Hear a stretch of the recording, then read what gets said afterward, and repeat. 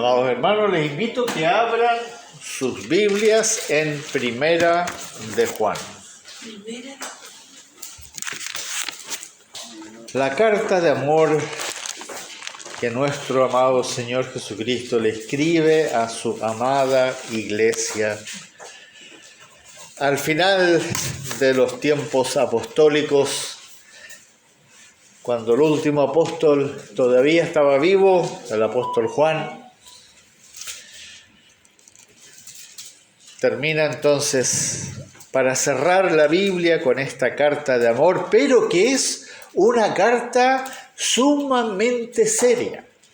No es una carta en la cual Dios le declara el amor a su iglesia, que la ama, que es linda, que es bonita, sino que le dice lo serio que es amar. Amar. Primera carta de Juan, que está al final, casi antes de Apocalipsis. Y les invito a que vayamos al capítulo 4 y vamos a leer del versículo 7 al 12. 7 al 12, pongan atención, escuchen, miren, vayan leyendo cada una de las cosas que están escritas ahí, porque esto es importantísimo, hermano. Primera carta de Juan, esto ya lo hemos visto en otras ocasiones, pero hoy día, hermanos amados, vamos a hacer un repaso de este texto que empieza en el capítulo 7 del capítulo 4 y va a terminar finalmente en el 21. Pero hoy día vamos a comenzar solamente del 7 al 12 y aquí vamos a ver en total 14 puntos que el Señor escribe en este texto que glorifican el verdadero amor. El verdadero amor. Hoy día vamos a ver solamente 6. Entonces vamos a leer del versículo 7 al 12. Sigan la lectura con sus ojos ahí en la Biblia. Dice así, ustedes sigan la lectura. Amados, amémonos unos a otros porque el amor es de Dios. Todo aquel que ama es nacido de Dios y conoce a Dios. El que no ama no ha conocido a Dios, porque Dios es amor. En esto se mostró el amor de Dios para con nosotros, en que Dios envió a su Hijo unigénito al mundo para que vivamos por Él.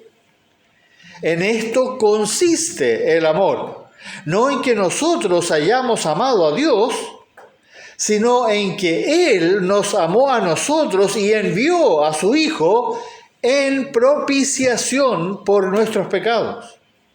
Amados, si Dios nos ha amado así, debemos también nosotros amarnos unos a otros. Nadie ha visto jamás a Dios. Si nos amamos unos a otros, Dios permanece en nosotros y su amor se ha perfeccionado en nosotros.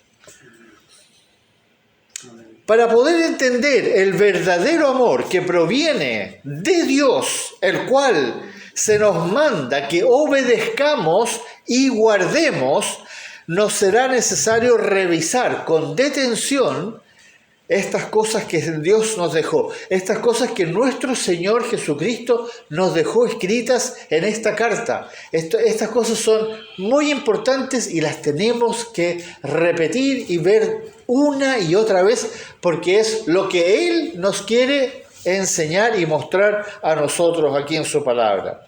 Para eso lo mejor que podemos hacer siempre es ir a esta última carta. Esta es la última carta que el Señor Jesucristo le escribió a su novia. Hay que pensarlo, verlo así. Recuerden que la iglesia es para nuestro Señor Jesucristo lo más preciado, lo que más ama.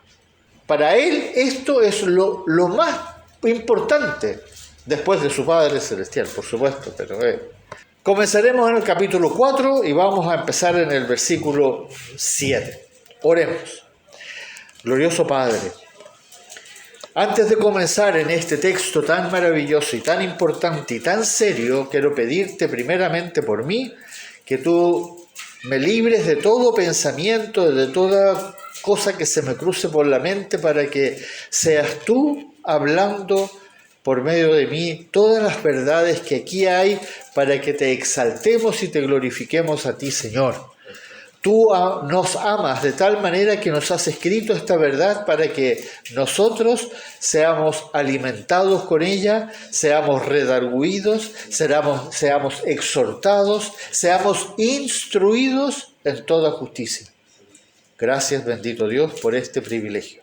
En el nombre de Jesús. Amén. Aquí comienza, en el versículo 7, comienza una afirmación, una verdad con implicancias inefables. Esa palabra, inefables, significa que no se puede describir. Por mucho que yo trate de describir lo que dice aquí, yo no puedo. El Espíritu Santo sí lo puede hacer. Comienza, miren ahí, versículo 7. Miren en la Biblia y vayan pensando, no me miren a mí, miren en la Biblia. Dice, amados, amémonos unos a otros porque el amor es de Dios. Un mandamiento con fundamento. En esa pura parte, primera parte del versículo 7. Un mandamiento con fundamento. Amados, se fijan cómo el Señor a través de toda la carta siempre se va a referir amados. ¿Por qué? Porque le está hablando a su amada iglesia.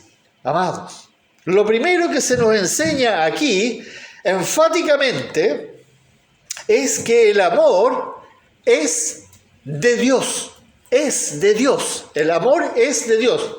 El verdadero amor, ese amor que no conocemos y que recién estamos aprendiendo con la ayuda del Espíritu de nuestro Señor Jesucristo, ese amor que solo es de Él, es de Dios, que es su esencia, que nace de lo profundo de su ser, porque Dios es, ¿se acuerdan? Dios tiene dos atributos, los dos atributos gloriosos de Dios. Él es santo y justo. Y porque es santo y porque es justo, eso demuestra que Él, como que Él estuviera hecho de amor. El amor es de Él. Y sobre esta verdad de que el amor es de Dios, se va a fundar todo lo que vamos a leer y lo que vamos a escuchar de aquí en adelante. Entonces, muy claro que el amor es de Dios. Y como dice más adelante, Dios es amor. El segundo punto. Versículo 7, la segunda parte del versículo 7 y el versículo 8. Miren lo que dice al fin, en la segunda parte del versículo 7. Todo aquel que ama es nacido de Dios y conoce a Dios. Y el 8, el que no ama no ha conocido a Dios porque Dios es amor. Ahí está. Entonces lo primero que, si ustedes ponen atención a lo que está escrito ahí, lo primero que debemos observar es, ¿o de quién está hablando? Dice, todo aquel que ama. Por lo tanto, se está refiriendo a un grupo dentro de la iglesia, a un grupo de hermanos, de ovejas muy específicas. Aquellos que aman.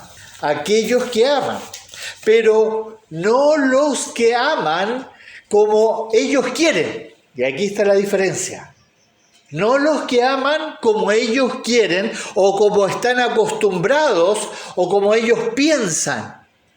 Porque lamentablemente nosotros siempre caemos en el error de amar como yo quiero, a mí me gusta, lo que yo siento. Sino que se está refiriendo aquí, en este caso, los que aman a los hijos de Dios que verdaderamente se están esforzando a amar como el Señor Jesucristo lo manda. ¿Y el Señor Jesucristo cómo lo manda? Capítulo 13, versículo 34 de Juan, que dice ahí, dice claramente, amaos los unos a los otros como yo os he amado. No como ustedes quieren, no como a ustedes les gusta, no lo que ustedes sienten, sino que ámense como yo os he amado a ustedes.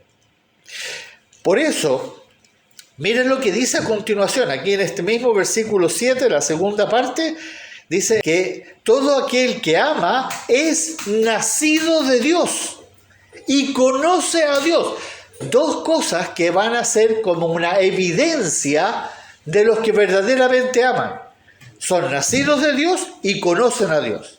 Yo no sé, hermanos amados, pero cuando uno lee esto, cuando uno pone atención a lo que el Señor nos está diciendo, esta es una verdad de Dios, esto es una verdad absoluta. Pero no sé, lo que les pasa a ustedes cuando uno lee esto, pero a mí, cuando yo leo esto, a mí yo me lleno de temor y de preocupación, hermano. En otras palabras, está diciendo el Señor, solo si yo amo a mis hermanos como a Cristo, como Cristo nos amó a nosotros, entonces soy verdaderamente nacido de Dios. Si yo no amo, y lo dice el Señor aquí en este mismo, el que no ama de esa manera no ha conocido a Dios, porque Dios es amor. Y esto, hermano, aquí hay que ponerse a pensar un ratito. Nosotros a veces leemos esto y decimos, qué lindo lo que dice Dios, qué bonito lo que dice. Pero paren, no digan qué bonito, no es bonito. Es muy serio lo que está diciendo el Señor. Solo si amo como Cristo Jesús me amó a mí, entonces soy verdaderamente nacido de Dios y verdaderamente conozco a Dios. Y por eso, para que no nos equivoquemos, entender esto, que está esta verdad, el Señor lo explica ahora en forma negativa en el versículo 8, el que no ama no ha conocido a Dios porque Dios es amor. Y aquí hay una énfasis. En ambos versículos dice que los que aman conocen a Dios, conocer a Dios. Fíjense bien lo que dice ahí. Esta no es una afirmación más como algo más que el Señor dice en la palabra, no es una simple verdad, es algo sumamente importante, pongan atención a eso. Aquí leemos que hay algo que verdaderamente necesitamos reflexionar con todo nuestro ser. Si tú dices que eres hijo o hija de Dios, que has nacido de nuevo, que conoces a Dios, entonces tienes que amar a tus hermanos en Cristo con el amor que proviene de Dios. Y eso, hermanos amados, para nosotros es imposible. Es imposible. Es absolutamente imposible. No lo podré hacer si confío en mis sentimientos. Si creo que lo voy a lograr porque yo me voy a esforzar. Yo me voy a hacer lo posible por querer, porque yo me voy a pensar en mis sentimientos, en mi forma de que yo estoy acostumbrado a amar.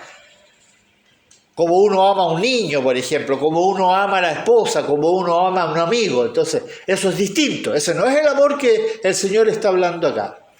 Esta es una de las cosas más difíciles que se nos manda en la palabra del Señor Jesucristo. Es una de las más difíciles. Y sin Él, como Él mismo lo dijo, es absolutamente imposible. Es una fantasía. Lograr amar a mi hermano y a mi hermana sin Cristo es imposible.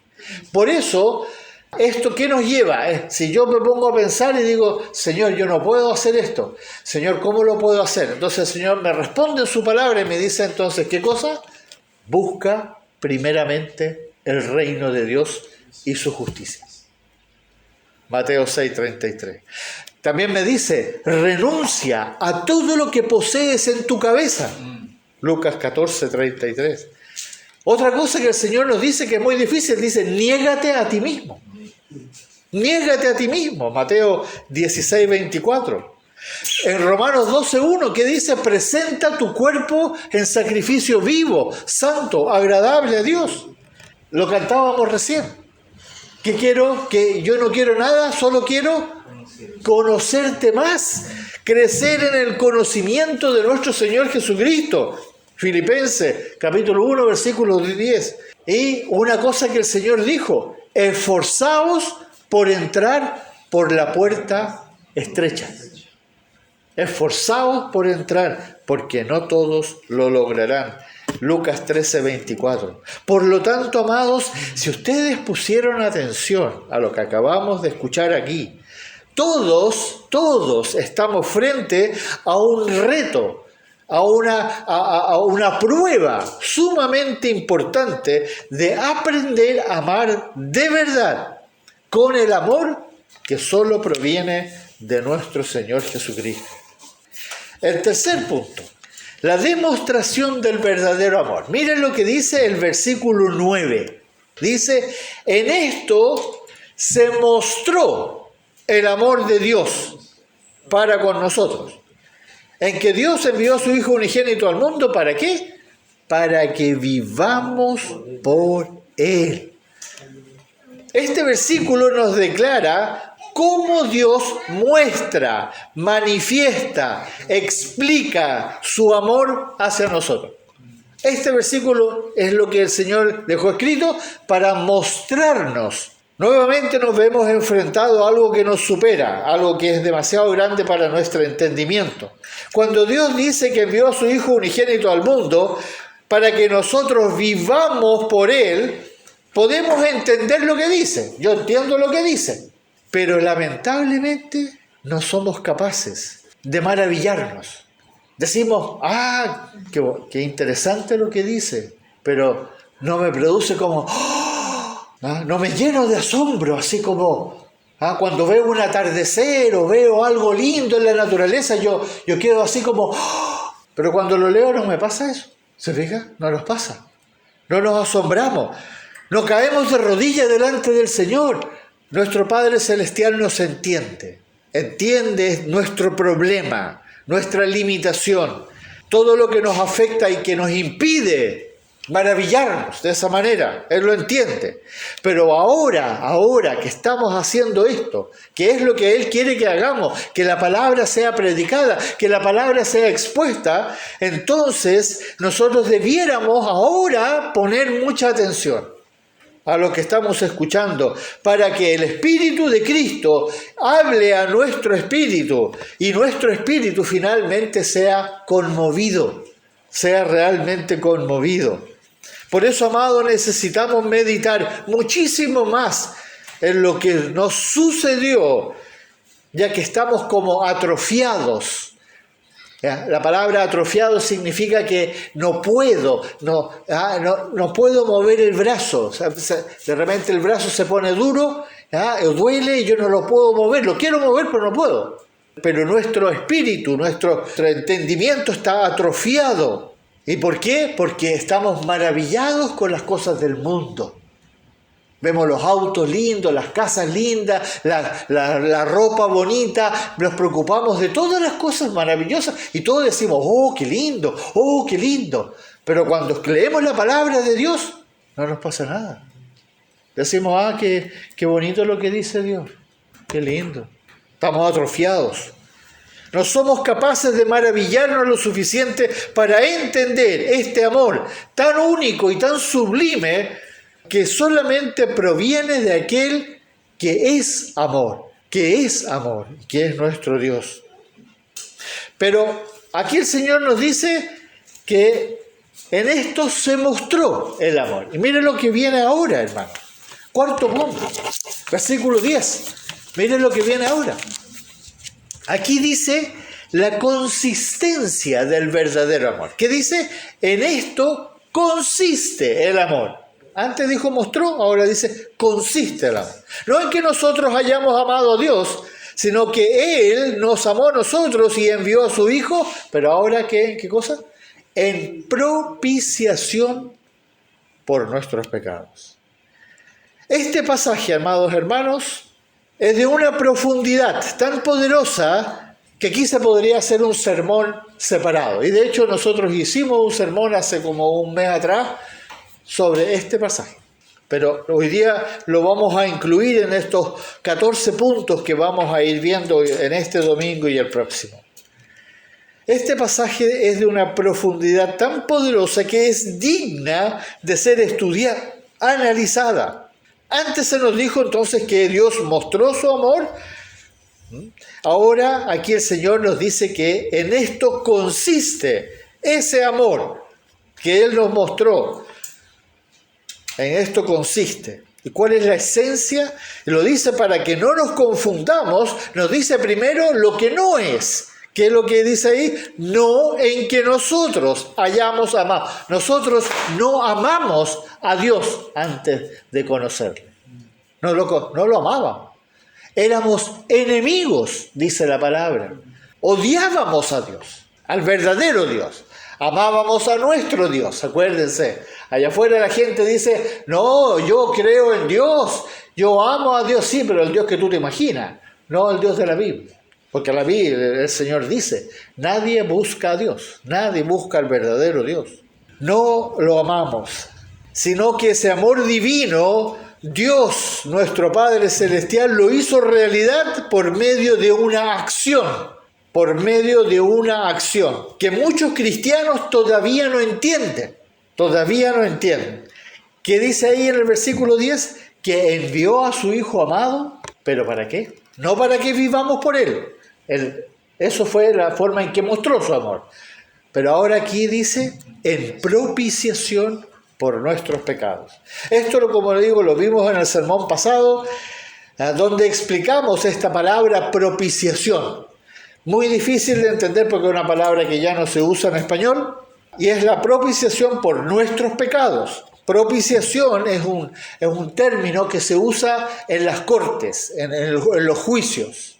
Y significa no solamente que pagó por nuestros pecados, como lo decimos normalmente, Jesucristo pagó por mis pecados, sí, pagó, sino que al pagar por nuestros pecados, Él propició. Y eso significa que aplacó, que calmó, que serenó, que hizo que se apaciguara la ira de Dios. La ira de Dios, toda la ira de Dios tenía que ser calmada, que tenía que ser como apagada. Imagínense un incendio y que uno tira agua y se apaga.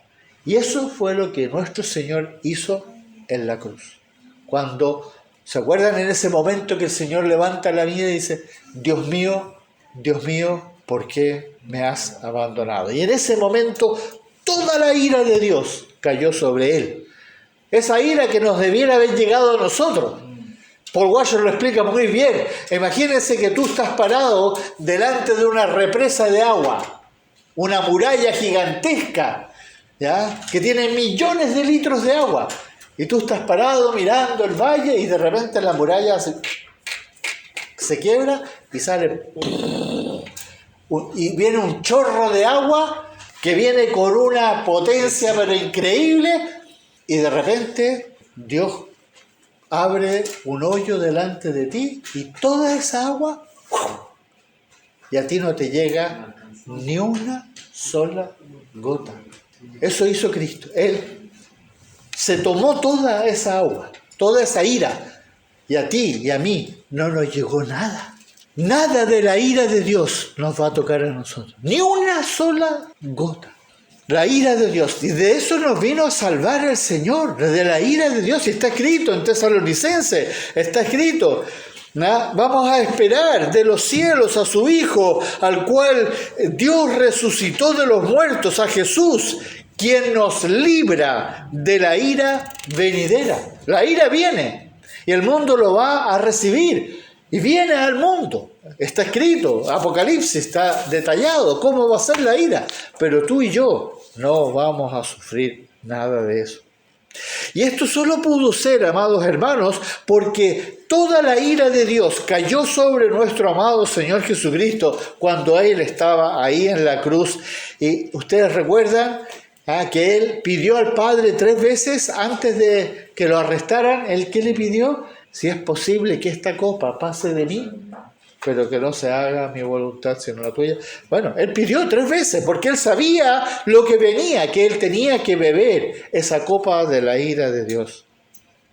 ¿Se fijan cómo podemos explicar esto con palabras Y sin embargo no hay ninguno aquí, ninguno de nosotros aquí que estamos acá, que esté llorando en este momento amargamente en su corazón por la injusticia que se hizo con nuestro Señor Jesucristo.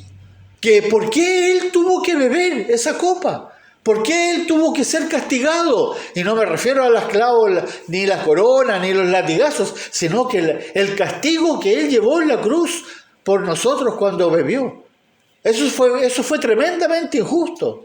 Pero así lo decidió el Padre que tenía que ser, y lo hizo tal para que nosotros pudiéramos entonces ser librados de la ira de Dios. Esa es la diferencia entre mostró y consiste el amor de Dios.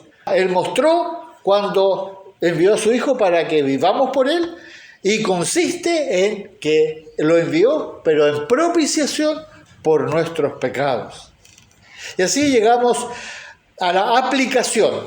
Quinto punto, el amor aplicado en su máxima expresión. Miren lo que dice el versículo 11, amados hermanos. Dice: amados, si Dios nos ha amado así, debemos también nosotros amarnos unos a otros.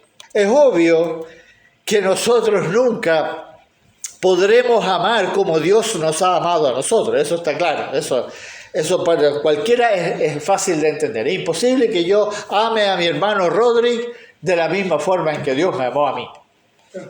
Es imposible. Entonces la pregunta es, ¿qué debemos hacer? Debemos entender, y esta es la parte que yo les quiero pedir que pongan atención, debemos entender qué significó para Dios enviar a su Hijo. Eso es lo que tenemos que entender. ¿Qué significó que enviar a su Hijo en propiciación? Ese acto por parte de Dios fue el sacrificio más sublime que pudo hacer nuestro Padre Celestial. Imagínense lo que significó para Dios Padre enviar a su Hijo. No hay otro acto de amor más indescriptible que haber dado a su Hijo amado. No lo podríamos comparar, y por favor no tratemos de imaginarnos de que nosotros vamos a dar a nuestro hijo. Imagínense que Rodrigo y Mirlén den a su hija, la den al mundo, para que el mundo haga lo que quiera con ella. Eso sería terrible, pero no lo podrían pensar, se morirían los dos, se matarían antes de hacerlo. Y no se puede comparar, por favor, no se puede comparar con lo que hizo Dios. ¿Y por qué no lo podemos comparar? Porque el Hijo de Dios no es como nuestros hijos. No hay nada que se pueda comparar al Hijo de Dios. Pero yo sé que ninguno de nosotros, a pesar de eso, ninguno de nosotros daría su hijo. Sabiendo que lo van a abusar, escupir, golpear, y más encima lo iban a matar en una cruz, porque Dios Padre sabía todo lo que nosotros íbamos a hacer con su Hijo amado. Él lo sabía perfectamente. Terrible que entregarlo, como se dice, a una horda de impíos, de inicuos. Sin embargo, Dios lo envió a esta cloaca humana, porque eso es lo que somos. Somos una cloaca, un alcantarillado, algo espantoso que huele mal, una inmundicia asquerosa de la humanidad, para que viniese a salvar lo que se había perdido. Ahora el Señor nos manda que nosotros nos amemos con un amor así, un amor sacrificial, que como dice en 1 Corintios 13, que todo lo sufre, todo lo cree, todo lo espera, todo lo soporta.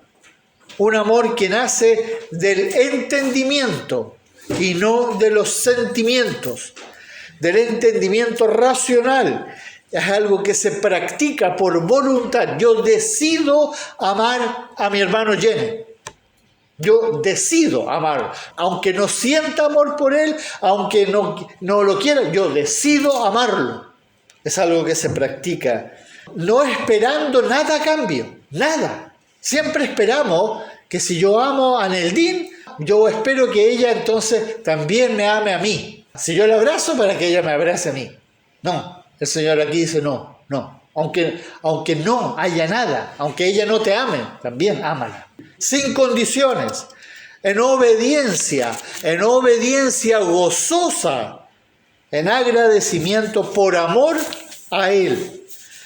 Esto, amados hermanos, solamente es posible en el poder de Dios. Si somos fortalecidos en nuestro hombre interior, el espíritu y el alma, ese es el hombre interior que está dentro de nosotros. ¿Se acuerdan que siempre hemos dicho, nosotros acá afuera tenemos un envase, pero Ana yo no la puedo ver, yo veo el cuerpo de Ana, pero Ana está dentro de ese cuerpo. Ese es el hombre interior. El alma y el espíritu que está en el Dean, que está en Mirlen, que está en Michelson, en cada uno de nosotros, está dentro de nosotros. Ese hombre interior tiene que ser fortalecido por el Espíritu Santo.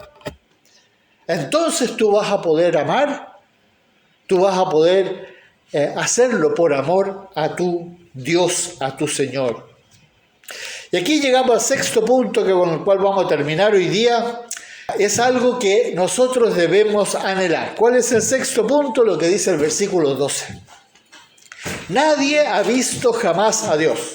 Si nos amamos unos a otros, Dios permanece en nosotros y su amor se ha perfeccionado en nosotros. Pongan atención a estas palabras, hermanos. Piensen miren lo que está diciendo. Nadie ha visto jamás a Dios. Nosotros no lo hemos visto, no lo ha visto nunca ni ningún ser humano verdaderamente, a pesar de que vino en la persona de Jesucristo. Pero hoy día todos nosotros lo podemos ver. ¿Dónde? Aquí. Aquí está, Dios se manifiesta a nosotros por medio de la palabra. Pero aquí se nos dice algo que también hemos mencionado, o se menciona incluso antes en esta misma carta, en el capítulo 2, versículo 5. Capítulo 2, versículo 5 dice, de la primera carta de Juan, dice: pero el que guarda su palabra, escuche bien, el que guarda su palabra, en este verdaderamente el amor de Dios se ha perfeccionado. También se perfecciona por medio de guardar su palabra. Entonces, ¿qué se nos está diciendo en estos versículos? Para que Dios permanezca en nosotros, nosotros debemos amarnos los unos a los otros. Y para que nosotros podamos amarnos los unos a los otros, debemos guardar su palabra. Y como resultado, el amor de Dios se va a ir perfeccionando en nosotros. Y por ende, sabremos que Dios está en nosotros. ¿Entendieron eso? Miren, pongan atención. Para que Dios permanezca en nosotros, para que Él permanezca en nosotros, nosotros debemos amarnos los unos a los otros. Pero para que nosotros podamos amarnos los unos a los otros, debemos guardar su palabra. Y si guardamos su palabra, el amor de Dios se va a ir perfeccionando en nosotros. Y si el amor de Dios se perfecciona en nosotros, entonces nos vamos a dar cuenta que Dios está en nosotros. Amén. Amén. ¿Se fijan? Eso es lo que Dios nos está tratando de explicar aquí con estas palabras. Por eso nosotros, cuando leemos esto, tenemos que hacernos preguntas. ¿Qué quiere decir esto? ¿Qué quiere decir lo otro? Y tenemos que empezar a pensar un poco más y no simplemente leer.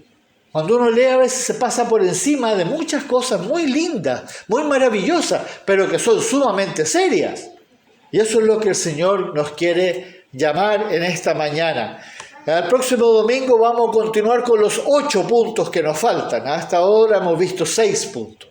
Hermanos amados, esto es importante que tú lo entiendas.